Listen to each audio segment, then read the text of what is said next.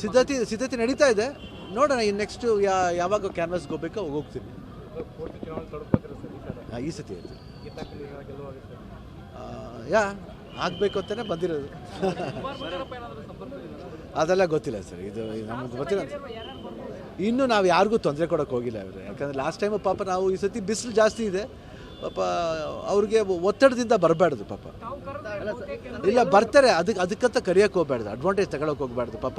ಯಾಕಂದ್ರೆ ನಮ್ಮ ನಟರಿಗೆ ನಾವು ಯಾವತ್ತೂ ಒಂದು ಸ್ಪೇಸ್ ಕೊಡಬೇಕು, ಒಂದು ನಟಸ್ಥಾನ ಬೆಳೆಸ್ಕೊಂಡಿದ್ದೀವಿ, ಆ ಪ್ರೀತಿ ವಿಶ್ವಾಸ ಹಂಗೆ ಉಳಿಸ್ಕೊಂಡು ಹೋಗ್ಬೇಕು.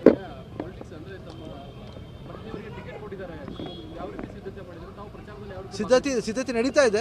ನೋಡೋಣ ಇನ್ನು ನೆಕ್ಸ್ಟು ಯಾವಾಗ ಕ್ಯಾನ್ವಾಸ್ಗೆ ಹೋಗ್ಬೇಕೋ ಹೋಗ್ತೀನಿ. ಈ ಸತಿ ಆಯ್ತು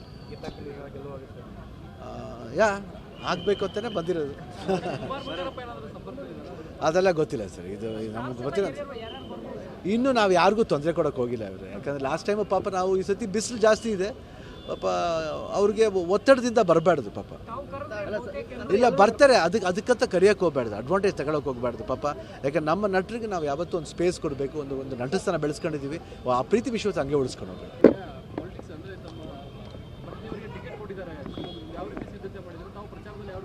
ಸಿದ್ಧತೆ ನಡೀತಾ ಇದೆ.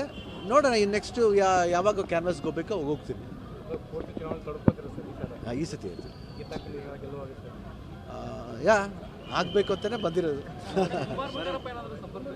ಅದೆಲ್ಲ ಗೊತ್ತಿಲ್ಲ ಸರ್, ಇದು ನಮ್ಗೆ ಗೊತ್ತಿಲ್ಲ.